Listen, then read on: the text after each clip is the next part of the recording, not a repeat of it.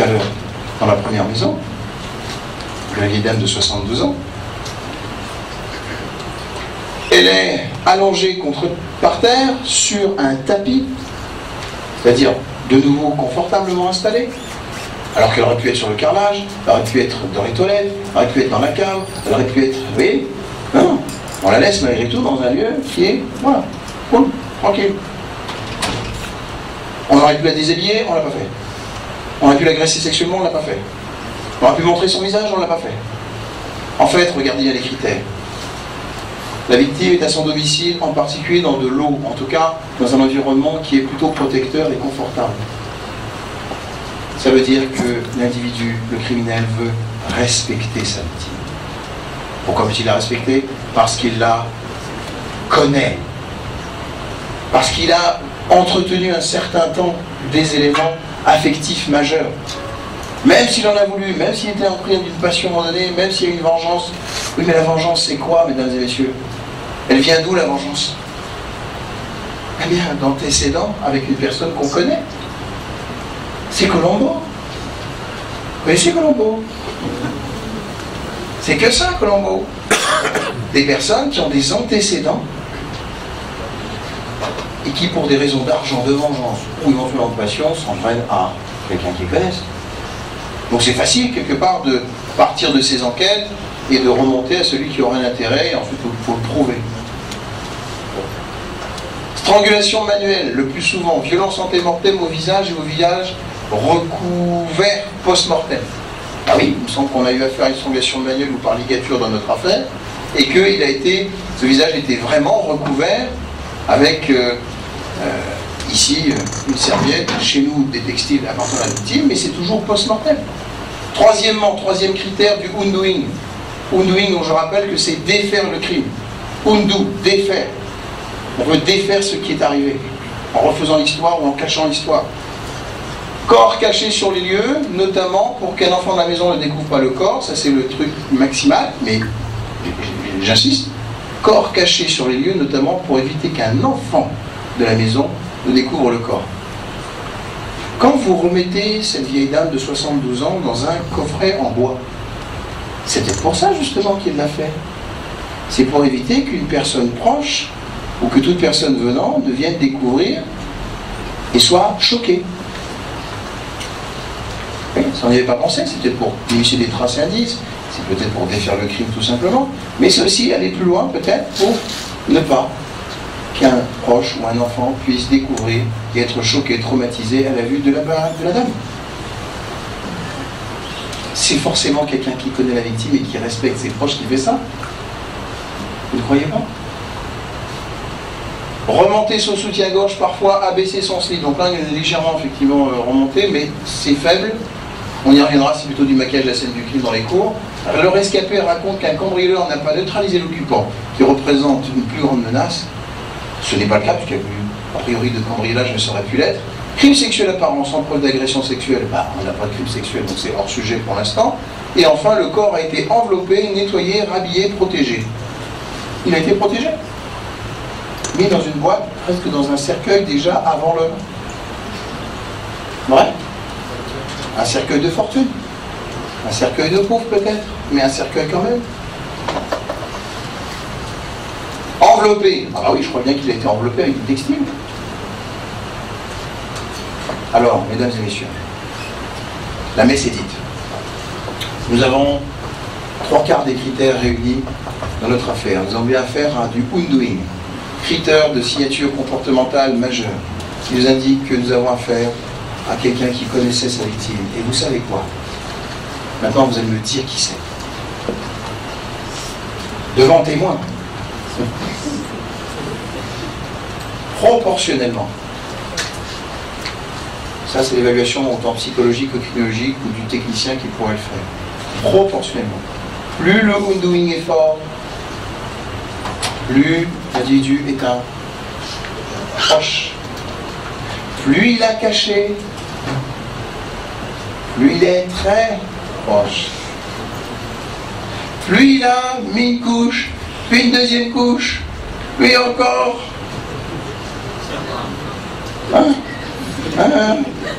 Plus c'est un très très, très proche. Or, dans la vie de cette vieille dame, que savez-vous? Il a un fils. Rendez-vous compte, ce fils est passé à côté des enquêteurs. Il n'a pas été trouvé parce qu'il n'y avait aucune preuve sur cette scène de crime.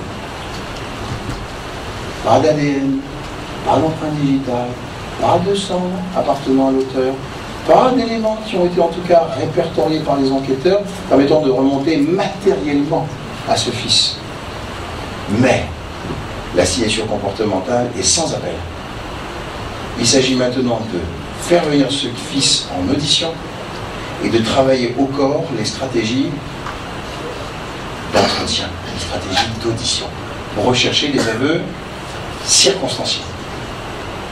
Et c'est là où de nouveau le criminologue est capital, car il va falloir adapter, puisqu'on n'a pas de preuves. C'est ça aussi tout l'intérêt. Il y a plein d'affaires dans lesquelles il n'y a pas de preuves, soit parce qu'on n'a pas de moyens pour aller chercher ces preuves, soit parce qu'on n'a pas pu récolter ces preuves, soit parce qu'on n'a pas d'éléments matériels que le criminel lui-même n'a pas laissé derrière lui. Donc on a des affaires comme ça qui restent non résolues parce qu'on n'a pas de preuves matérielles.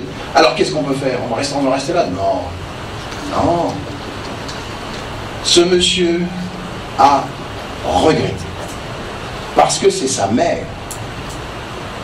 Alors on va aller traquer sa motivation, sa culpabilité. On va aller la débusquer, on va la ressusciter dans l'entretien. Par des stratégies d'audition adaptées qu'un criminologue ou un expert en psychologie criminelle pourrait tout à fait. Et quand viendra le moment où il fera ses aveux, j'insiste, ils doivent être circonstanciés. Et c'est là où les médias doivent être muselés. Il faut maintenant que ce que l'on sait dans l'enquête ne doit parvenir à aucune autre source d'information. Parce que ce sera le seul moyen dans cette affaire-là, comme dans d'autres, pour le serrer celui-là.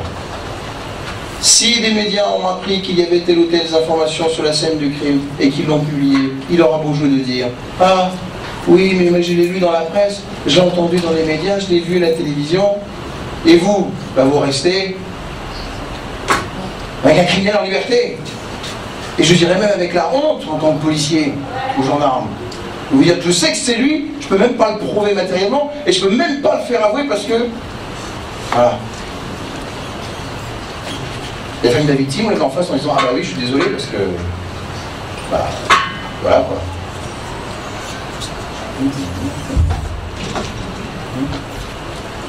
Non, gardez vos informations précieusement. Le secret professionnel, c'est capital. Le secret d'instruction, c'est capital. Tout est important. Tout. On a besoin de renseignements maximal, optimal. La première étape, c'est de préserver les lieux, protéger effectivement cette scène d'intervention. Deuxième aspect, c'est se donner les moyens d'une méthode classique d'investigation avec des moyens classiques d'investigation optimales. Troisième chose, c'est augmenter le curseur des expertises tous azimuts, techniques, scientifiques, psychologiques, criminologiques, tout. Tout. C'est pour ça qu'il faut un département de criminologie, un laboratoire de recherche en criminologie. On a déjà déposé ici, mais on peut faire la gendarmerie ou l'UR ou la police, ou dans le nouveau service de police technique et scientifique, pourquoi pas aussi, pour lancer ce type de formation et d'expertise capitale.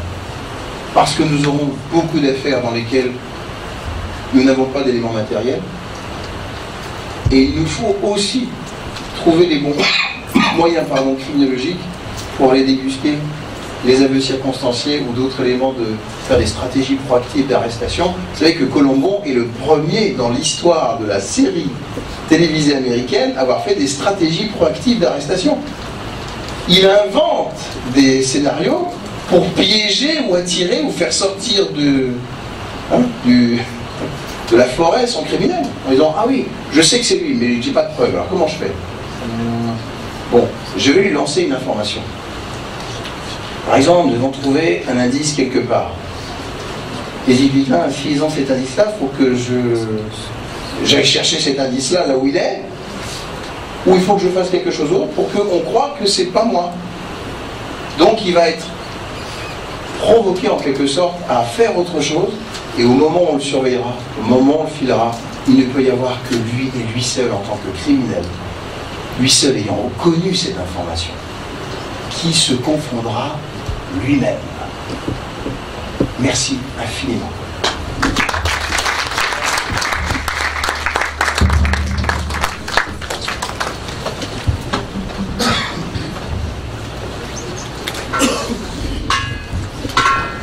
Je vous demande encore une fois de plus d'applaudir. Avec votre mission, Monsieur le Président de séance, le général Yacouba Diallo, qui fut également directeur général de la police nationale, et honorables invités, chers maires, je voudrais juste placer quelques mots par rapport au contexte en fait de ce programme. Il s'agit en fait des programmes de criminologie de l'esprit. Alors, l'esprit, conformément à ses ambitions d'être la meilleure école au service du développement, a, sur des bases de constats, identifié qu'il y avait également des freins, des goulots de travaillement qui empêchaient en fait la bonne marche de ce développement. Ce développement, alors, parmi ces freins, nous avons constaté l'insécurité. L'insécurité ne pouvant être prise en charge de manière globale, on a eu à le dire, alors il va falloir quand même trouver des moyens pour l'encadrer. Et l'insécurité a pour corollaire réel, alors, des victimes. Et quand on parle de victimes, c'est qu'il y a du crime. C'est pour, sur base de ce constat, que nous avons voulu augmenter de manière substantielle les professionnels dans ce domaine pour mieux encadrer les crimes. Parce qu'encadrer les crimes, c'est déjà prévenir des crimes. Puisqu'on ne peut éviter à 100%, quand ça se produit, il faut savoir prendre en charge. Et quand c'est effectué également, comment prendre également les victimes en charge et gérer l'aspect post-criminalité. C'est pourquoi nous avons lancé ce master. Il y a la petite prétention, la grande ambition, je dirais, de traiter la criminalité sous 360 degrés. Parce que nous avons un cas type de crime sur les personnes physiques, mais surtout, une grande partie du programme est axée sur la criminalité économique et financière, les trafics de drogue, le blanchiment, et surtout, il en a parlé, la cybercriminalité. Aujourd'hui, nous faisons face à un monde indique, et ce monde indique est en perpétuelle évolution. Il va falloir que ceux qui sont désormais des nouveaux experts du crime puissent quand même être au parfum de l'actualité. Et au finish, nous avons également le terrorisme. Ça, je pense que M. Laurent et Frédéric Picard, qui sont alors les autorités de l'Institut des autres études en criminologie de Paris, une référence mondiale dans le domaine. Donc eux, ils vont assurer la partie alors technique d'investigation criminelle, que ce soit en cybercriminalité, que ce soit un crime sur les personnes humaines. Là, c'était une forme de teasing, le reste ça va venir pour le cours, parce que bon, c'est quand même une question d'initié, il faut le dire. Donc, également, après les techniques d'investigation, on ne s'est pas arrêté là, on a voulu clôturer jusqu'à l'administration pénitentiaire, c'est-à-dire la science des peines. Quelles sont les peines applicables? C'est là où interviennent surtout les magistrats.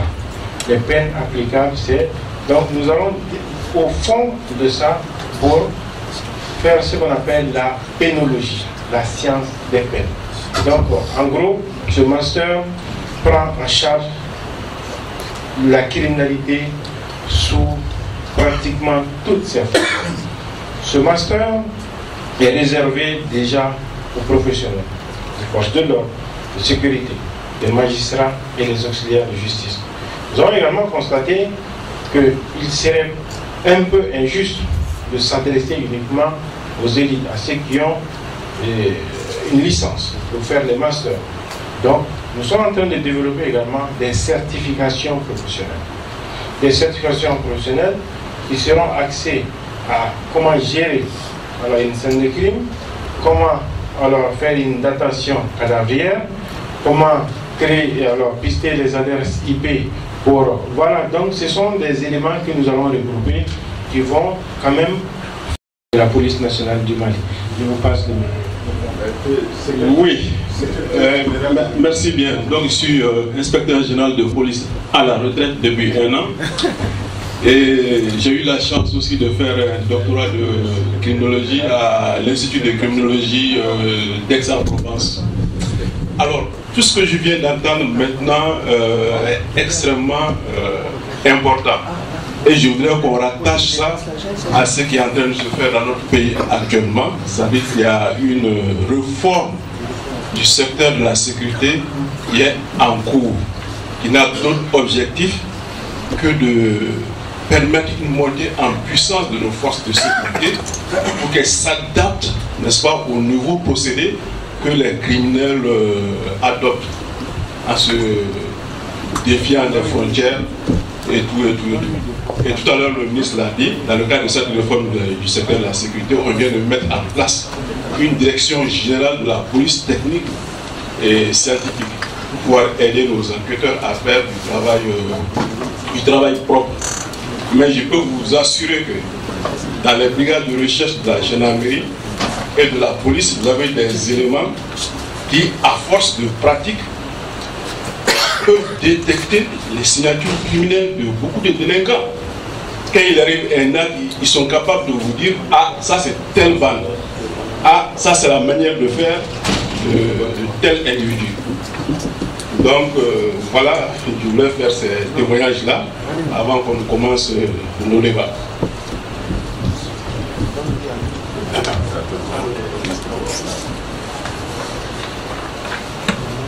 Qui a des questions? Alors, avez-vous des questions? Monsieur. J'ai une question. Bonsoir tout le monde. Merci à tous et chacun d'avoir effectué le déplacement. Merci l'esprit d'avoir changé à cette filière qui est si important quand vous essayez de voir la vérité brûlante par rapport à l'éducation. Je suis très ravi par rapport à cette démarche. Mais j'aurais souhaité, que je souhaiterais, très éventuellement que les cadres de la police, les forces de l'ordre et de défense, songent à quelque chose. Cela veut dire quoi? Il faut reconnaître que les policiers doivent être formés. Formés, et c'est là par rapport à la criminologie. Si on essaie de voir, ils ont parlé de congé de formation qui a des difficultés par rapport à ça. Moi je pense qu'il ne doit pas y avoir de difficultés par rapport au congé de formation. C'est là pourquoi. Parce que dans la police, il est dit dans les statuts que si on a besoin d'un domaine, il faut impérativement une demande de l'administration pour qu'on puisse au moins se concrétiser, pour avoir des spécialistes, des connaisseurs dans le domaine. Et aujourd'hui, voyant l'univers, voyant ce qui se passe dans les cadres du terrorisme, dans les cadres des attaques, dans les cadres de tout, il faut un policier formé, impérativement formé, pour faire face à ça. Et si on va amener de telles filières, de telles matières, pour permettre à les civils de faire la formation, d'être aptes, d'être répondants vis-à-vis de ça, et que si les policiers ne sont pas à la hauteur de leur mission, moi je pense, c'est aberrant. C'est vraiment aberrant.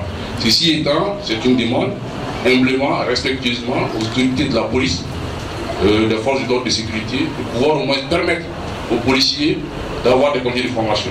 Au-delà de cela, je vais dire à Explique de songer à rallonger, à accroître, à augmenter le nombre de boursiers.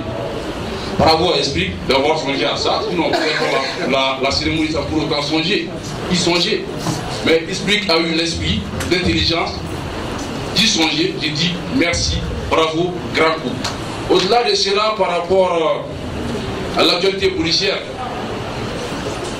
il faut reconnaître que le ministre qui vient de nous quitter tout de suite, sans pour autant jeter des fleurs, je dirais, le Mali tout entier a la chance d'avoir un jeune qui a des petites initiatives rénovatrices qui permettent à sécuriser les personnes et les biens.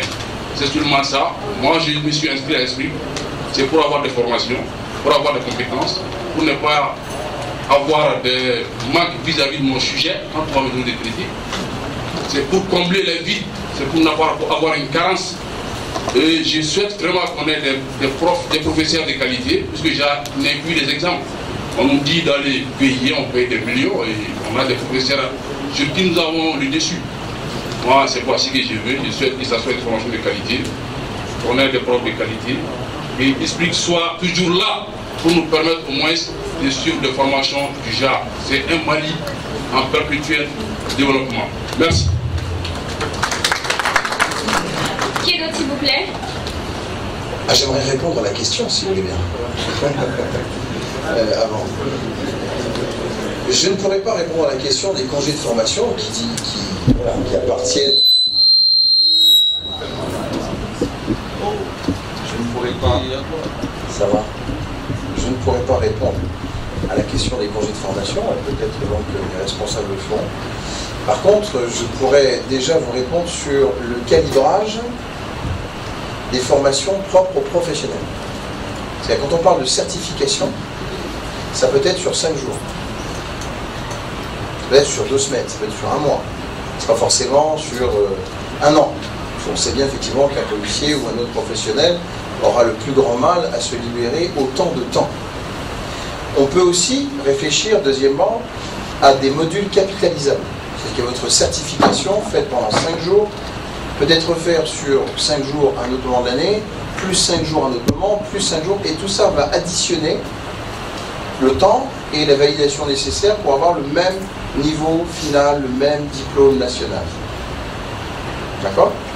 Et troisième temps, vous avez dit une chose extrêmement importante, qui est qu'un policier, mais voilà pour... on va parler beaucoup de la médecine. La médecine légale, c'est important aussi. Et la médecine tout court, c'est-à-dire la médecine du vivant. L'aide aux blessés, l'aide aux traumatisés, l'aide à tous ceux qui ont des souffrances diverses et variées. Bon. Ce sont des personnes qu'on doit former effectivement pour avoir des personnes compétentes. Ben, écoutez, là c'est simple. On a la chance d'avoir une école, désormais, qui vous apportera cela. C'est vrai, vous avez tout à fait raison de dire qu'il faut faciliter l'accès à cette formation et d'un point de vue strictement hiérarchique, de libérer du temps ou libérer des personnels pour le faire. On peut aussi réfléchir autrement, c'est-à-dire que là où les policiers ne peuvent pas venir, ici, c'est l'ISPIC qui vient à eux. C'est-à-dire qu'on vient former à l'école de police, ou à l'école de gendarmerie, ou à l'académie, ou dans le laboratoire qui va sans doute avoir lieu, etc. etc. Hein, donc on est intelligent, on essaie de trouver les meilleures formules.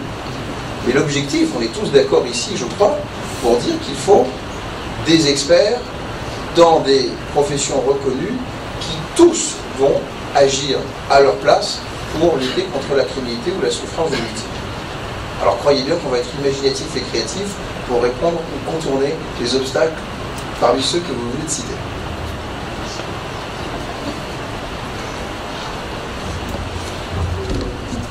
Bien, donc je vais essayer de compléter ce qu'il a dit. Ce qu'il a dit est extrêmement important et je ne vais pas nier qu'au niveau des forces de sécurité, nous pouvons aussi avoir besoin d'experts qui sont en dehors de nos corps. L'exemple de M. Montel qui est là est l'exemple frappant. Il a dit qu'il y a eu des enquêtes où il a eu à intervenir et il a vu des choses que les gendarmes ou les policiers n'avaient pas vues. De la même manière, si en dehors de nos corps, nous avons des personnes qui sont bien formées en criminologie, ce sont des personnes aussi qui pourront apporter leur concours. Ben, tout à l'heure, pour ce qui concerne les formations, je vous ai parlé tout à l'heure de la réforme du secteur de la sécurité qui est en cours dans notre pays. Et dans le cadre de cette réforme, et à la police, et à la gendarmerie, et à la protection civile, il y a des besoins en formation qui ont été formulés. Et le ministère est en train de travailler pour faire des programmations sur ces besoins en formation, pour que nous ayons des experts dans tous les domaines. Mais cela dit, il faut dire aussi que dans nos administrations, souvent quand les gens parlent de formation, c'est presque toujours à 100% toutes les catégories inférieurs qui veulent se retrouver dans les catégories supérieures. Or, il y a une hiérarchisation du travail. Il faut des gens pour faire de la conception, il faut des gens pour faire de l'application, il faut des gens pour le terrain. Et si par le biais des formations incontrôlées, vous vous retrouvez avec une pyramide inversée, il y a quelque chose qui ne va pas marcher. Et c'est la responsabilité de l'administration de veiller à ce que aussi tout se passe dans l'ordre et qu'on ait une certaine proportion dans les différentes catégories pour que le travail puisse se faire. C'est ça la seule contrainte. Sinon, il y a des besoins en formation qui sont formés, qui ont été formulés, et le département va faire des programmations pour qu'il y ait ces formations. Et de ce point de vue, je pense que ce nouveau cursus qui vient d'être ouvert à l'ISMIC sera extrêmement utile. Merci. Autre intervention? Oui, merci. Mon nom c'est Diatrous Dugounet, étudiant en master droit privé à ISMIC ici. Alors, vous avez parlé au début de votre intervention. Tout d'abord, je tiens à vous remercier pour la qualité de la présentation. Mais vous avez parlé de Lombroso au départ, que vous n'allez pas faire de Lombroso comme on a l'habitude de faire dans les universités. Est-ce que vous ne pensez pas que Lombroso, la technique du délinquant né, a permis à faire ce qu'on appelle aujourd'hui le portrait robot? Alors, dans toutes les universités ou les écoles de criminologie dignes de ce nom dans le monde, je crois qu'on fait démarrer l'histoire de la criminologie technique ou scientifique, plutôt scientifique il est vrai, notamment par Lombroso, par les positivistes italiens, comme on les appelle, Garofalo, Ferri, Lombroso et autres, qui ont initié, dans les années 1860, 1880, en gros, les premières publications, les premières recherches en la matière.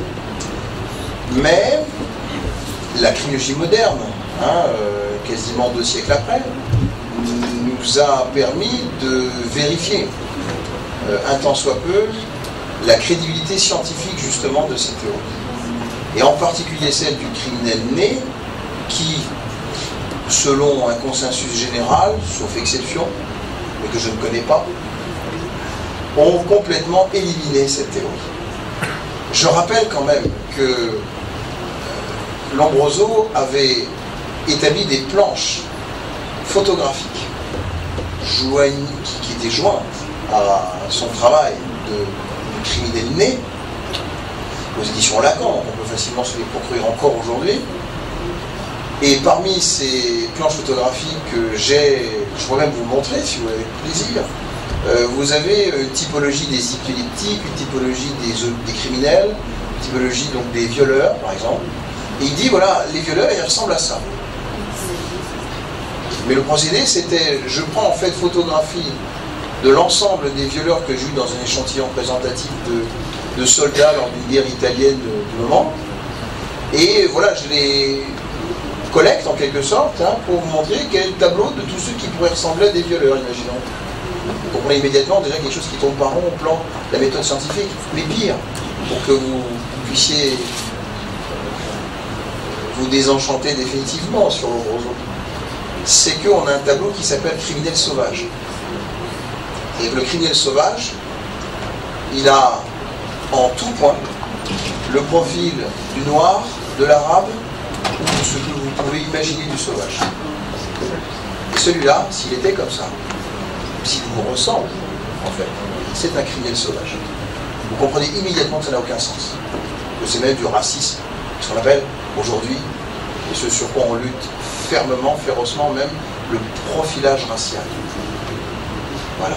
Qui est en fait une forme de prédéterminisme qui n'a aucune légitimité scientifique et qui est absolument indigne, pour ma part, à l'évidence.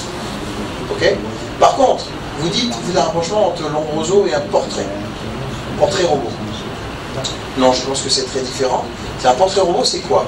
Un témoin, si c'est de ça dont on parle, un témoin se souvient avoir vu un monsieur qui m'a posé telle question à une conférence de criminologie aujourd'hui. Il ne les connaît pas, mais il se souvient de qui a posé cette question. Et on le prend 1 heure après et on lui dit « Est-ce que vous pouvez me décrire le visage de cette personne ?» Et il va en fonction de son mémoire et du portraitiste, donc confirmer, former un star, alors soit avec un croquis et un dessin manuscrit, ou soit bien entendu avec des logiciels adaptés aujourd'hui, essayer de travailler la bouche, le nez, les oreilles, les sourcils, tout ce qui va avec, quoi, jusqu'à ce qu'on se rapproche le plus de l'image que vous étiez. Cela a un intérêt. Mais ce n'est qu'un indice, ce n'est qu'une source d'information parmi d'autres. On devra remettre en perspective par rapport à toutes les autres. Et cela n'a strictement rien à voir, malheureusement, avec l'ombrose. Je vais passer la parole à Monsieur le directeur général de la gendarmerie, par la permission du président. Merci beaucoup. Je suis le colonel-major Satikide Moro Sidibé, et magistrat militaire, directeur général de la gendarmerie nationale. Et je voulais juste profiter du micro pour adresser à l'endroit de l'administration de l'esprit et de ses partenaires des mots de remerciement. Et pour avoir été un des membres de la première promotion de l'esprit. Et j'avoue que c'est une école de plus en plus une école de renommée. Et nos jeunes frères et neveux et sœurs qui sont là, nous voudrons vraiment les encourager à persévérer dans cette voie et surtout à éviter la culture du diplôme. Le diplôme ne vaut que le savoir et le savoir-faire qu'on utilise après son acquisition. Et aussitôt, en 2004, j'ai pu me rendre avec les connaissances acquises en République démocratique du Congo, en mission onusienne, et je sais ce que ça m'a rapporté. J'ai eu du respect, j'ai pu produire au sein du système un résultat qui a valu le respect, beaucoup de respect au contingent malien. Parce qu'il y avait beaucoup d'entre nous qui vraiment étaient engagés pour essayer de donner une certaine prestation à notre pays. Malheureusement, c'est dans notre pays aujourd'hui qu'une mission internationale est en train de se dérouler. Ce n'est pas du tout grave. Nous savons que nous allons nous en sortir. Le point d'intérêt que nous avons noté dans ces interventions, le premier vient du général, quand il parle il a sauté sur l'occasion de la certification professionnelle. Et je pense que nous sommes très intéressés par ce programme. Et nous sommes en train de vouloir valoriser l'école des officiers de la gendarmerie nationale. Et il y a l'académie de police qui est en cours.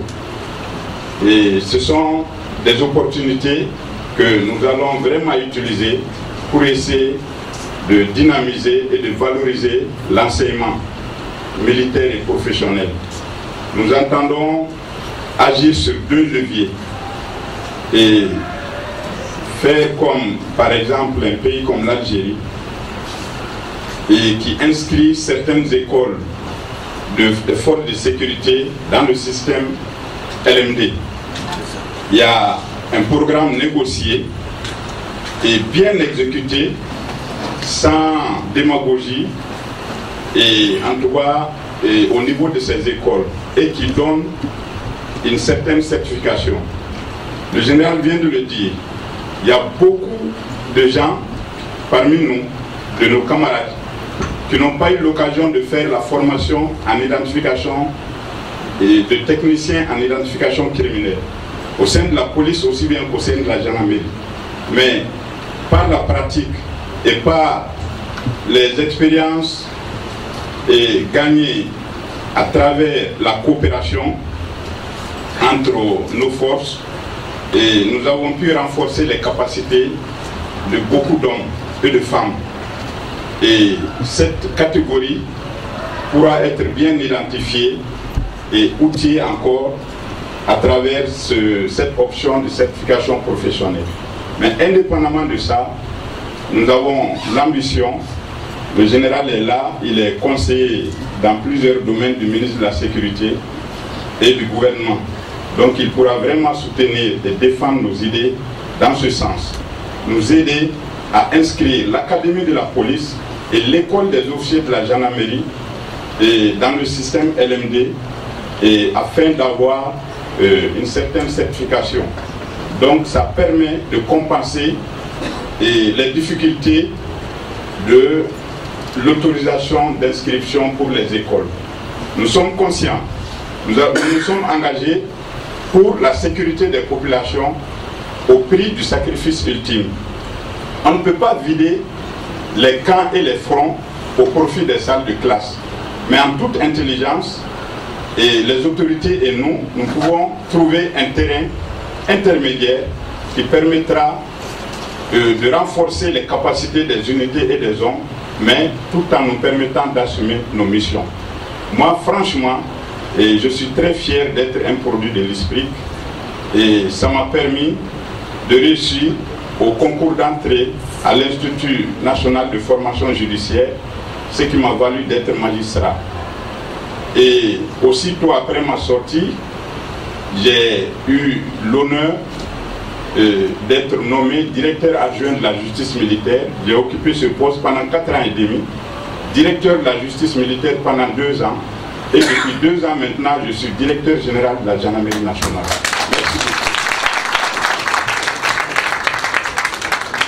Merci beaucoup. Je vais maintenant passer la parole au directeur, au président, pardon, de IAH Crime.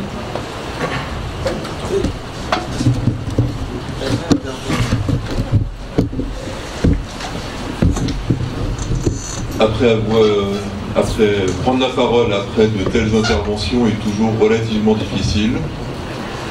Je vais essayer toutefois. Mon général, monsieur le directeur général, cher Mohamed, je voudrais tout d'abord relater une expérience dans l'IAH Crime, non pas en tant que président, ça fait très peu de temps, mais en tant qu'étudiant, sous la houlette de Laurent Montet, qui, il ne l'a pas dit, mais c'est le fondateur de l'IAH Crime. Cette inscription est venue comment? Tout d'abord par une atteinte à l'orgueil. C'est-à-dire que je suis avocat, j'avais été commis d'office sur 2 dossiers sur lesquels, je l'avoue, je n'ai pas été du tout performant. Alors, en essayant d'y réfléchir, en me disant mais à côté de quoi je suis passé, l'un des dossiers concernait un agresseur sexuel de petite fille en série. Qu'est-ce que j'ai raté? Beaucoup de choses. C'est donc pour cela que je me suis inscrit à l'IAH Crime. Et il est vrai que donc j'y ai passé 3 ans. Après, j'ai été confronté à quelques dossiers qui étaient relativement lourds. Entre autres, un enfant de 11 ans qui a pris 44 coups de couteau par un mari d'un couple déséquilibré, dirons-nous. La question se posait de savoir si l'auteur des coups était fou ou pas fou.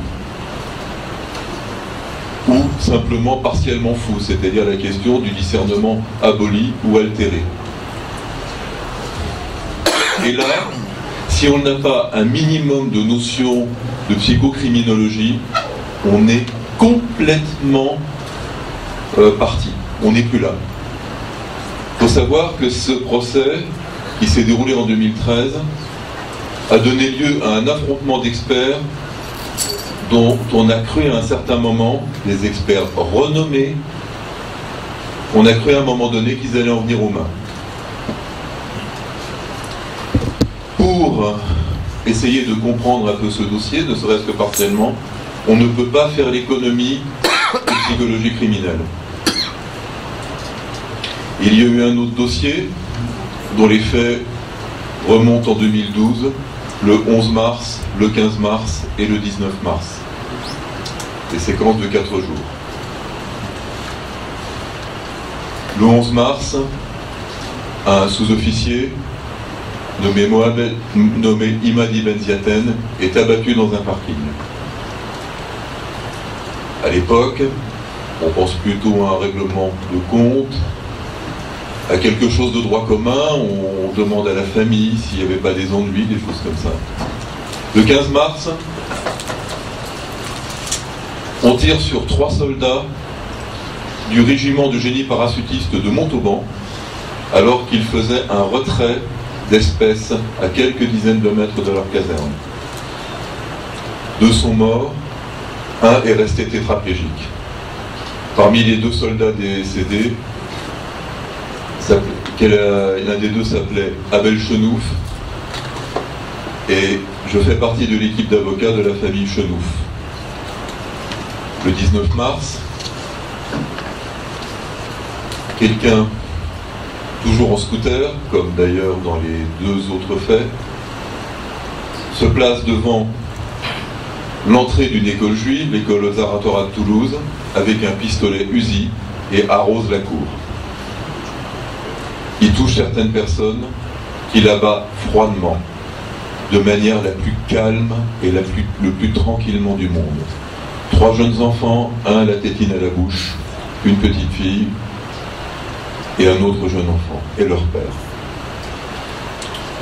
Cette personne, si j'ose dire, s'appelait Mohamed Merah. Il a été abattu lors du siège, donc il s'est déroulé dans des conditions qui peuvent prêter à débat.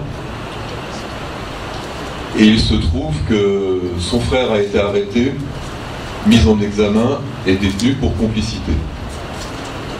Son procès a eu lieu du 29 septembre au 3 novembre. Et le moins qu'on puisse dire, c'est que ce procès fut tendu, lourd et très difficile. Abdelkader Merah, son frère aîné, a été condamné à 20 ans à la peine maximale pour association de malfaiteurs terroristes. La complicité n'a pas été retenue. Le parquet général a fait appel. Il y aura donc un nouveau procès. Donc, où tout va re-rentrer dans le débat. Pourquoi ce dossier Merah, est-il fondamental pour comprendre l'utilité de la criminologie? C'est que, tout d'abord, le dossier Merah, c'est l'histoire d'un échec. D'un échec des services de renseignement. D'un échec dans le suivi de Mohamed Merah.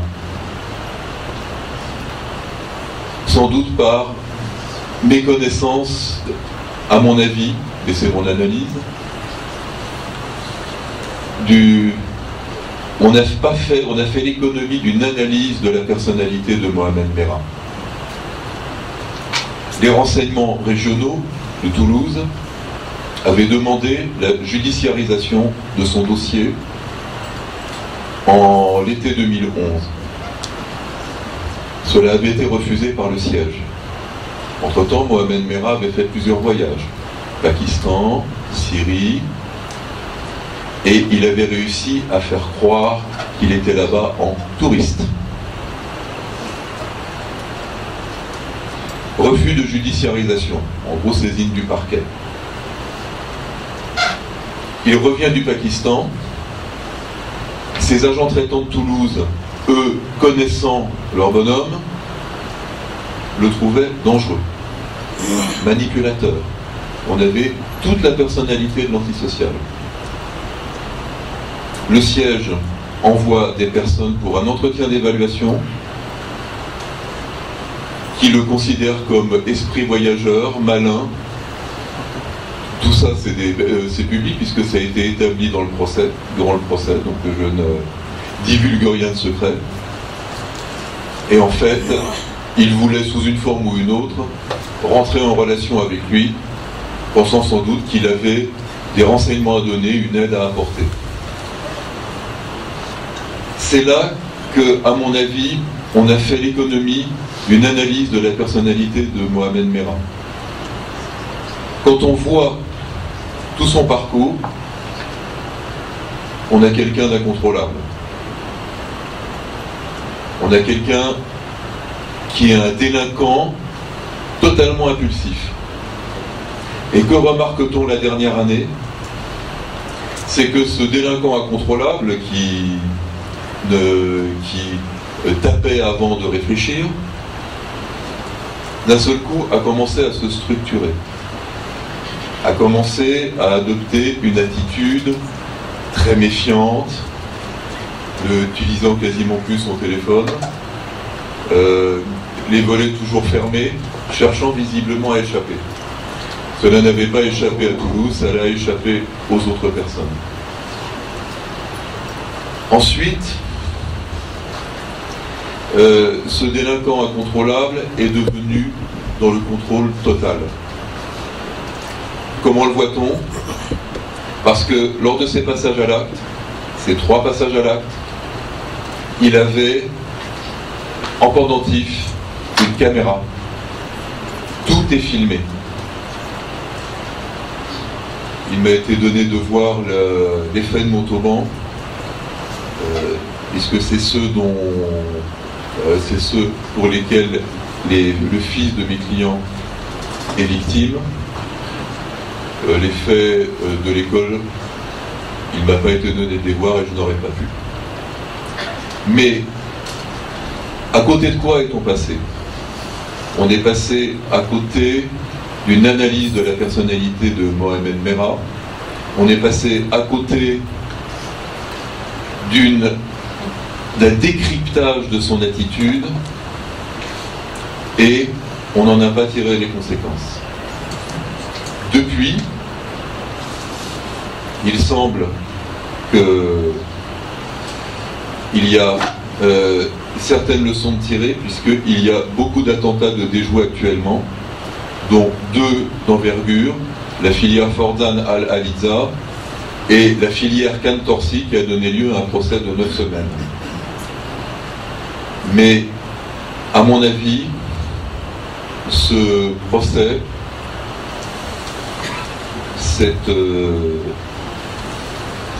ce dossier résume à lui seul l'apport potentiel de la criminologie. Dans ce type de dossier, terroriste comme dans d'autres d'ailleurs. Je signale par ailleurs qu'il y a un magazine qui vient de se créer en France par un journaliste algérien spécialiste de ce genre de phénomène, qui lui-même a échappé à plusieurs attentats, Mohamed Sifawi, qui s'appelle Contre-terrorisme et qui donne, pour le moment en trimestriel de 80 pages, une analyse totalement pluridisciplinaire du phénomène, donc avec Laurent Montet, qui chronique, avec moi-même, des spécialistes des questions religieuses, des psychologues, des géopolitiques, des personnes spécialisées en géopolitique, et donc font beaucoup d'espoir dans cette revue. Donc voilà, j'en ai fini. Je voudrais juste terminer en rendant un particulier hommage à celui qui a rendu tout cela possible, qui a œuvré dans les relations entre l'ISPRIC et l'IHE-Crime. Donc monsieur Demba Diallo, qui était co-étudiant avec moi. Et vraiment, je tiens à le remercier vivement. Je le remercie.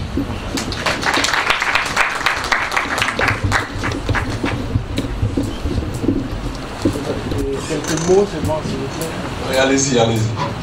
Merci beaucoup, mon cher Frédéric, monsieur le Président, monsieur le Directeur Général de la mairie. C'était pour appuyer également les propos de Frédéric. César, ce qui appartient à César. Alors, cette entreprise existe aujourd'hui avec la volonté d'un homme d'un jeune, d'un patriote qui a souhaité tout faire afin que son pays puisse quand même bénéficier de ces formations d'élite. Alors moi je lui demande de se lever, que sa modestie en souffle. Lui-même son billet d'avion pour venir assister à ça. J'ai pris des congés non payés également pour ça. Qui sait qu'il était là il y a moins d'1 mois, revenir encore tout de suite, franchement c'est tout à fait très éloquent comme marque prégnante de patriotisme. Sois-en remercié, mon sens. C'est moi.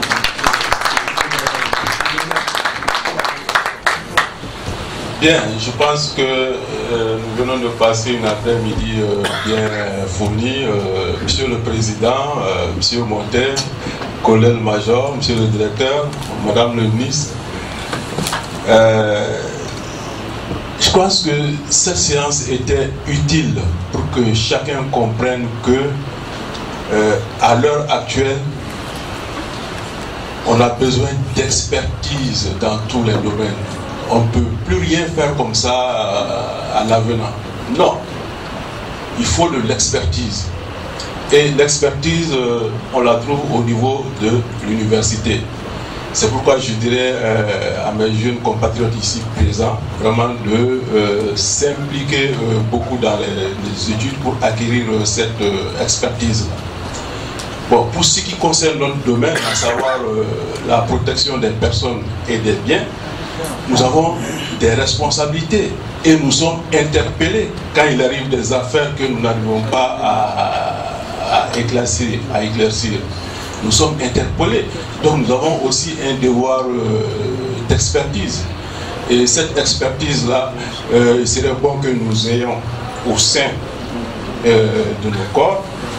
Et c'est pourquoi je dis qu'il faut se former, pas nécessairement pour être policier ou gendarme, mais pour être magistrat, pour être avocat, ou même pour être expert auprès des tribunaux. Et c'est à ce sens que vous serez, on aura recours à vous, n'est-ce pas, pour débloquer beaucoup de situations.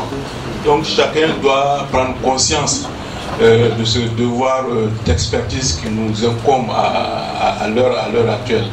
Pour ce qui nous concerne, nous savons très bien que dans le cadre de la réforme et dans le monde actuel, tout ce que l'agent des forces publiques, c'est-à-dire qu'il soit militaire, policier ou gendarme, doit inscrire son action sous le sceau du respect des droits humains. Une enquête doit être effectuée en respectant les droits humains, en respectant les droits des prévenus. Et pour avoir la culpabilité, on l'a dit tout à l'heure, même le simple aveu ne suffit pas. Il faut que l'aveu soit circonstancié. La personne peut dire oui, c'est moi, je le connais, mais ça ne suffit pas. Il faut que la personne dise comment ça a été fait, dans quelles circonstances. Et de plus en plus maintenant, nous aurons besoin de preuves scientifiques qui, elles, sont irréfutables. Vous avez beau nier, si les preuves scientifiques sont là, eh bien, le juge doit se faire une conviction et prendre la décision qui sied pour la protection du corps social. Encore une fois, je remercie tout le monde et on va remercier le jeune débat aussi pour ce acte qu'il vient de poser, qui est patriotique et qui a compris qu'on ne peut rien faire désormais sans être bon. Il faut être bon, il faut être excellent, et ça, on le trouve au niveau de l'université. Il faut s'adonner aux études avec sérieux, avoir une compétence, une expertise qui va servir l'ensemble de la communauté nationale. Donc c'est ce que je voulais ajouter à tout ce que nous venons de voir cet après-midi. Monsieur le directeur, si... C'est bon. Donc je remercie le conférencier, je remercie le président de votre université. Je vous remercie aussi vous, jeunes qui êtes venus sur ce débat aujourd'hui, et je pense que vous avez appris quelque chose et que ça vous a donné des idées. Sur ce, je pense qu'on peut déclarer que la séance est levée. Je vous remercie. Merci.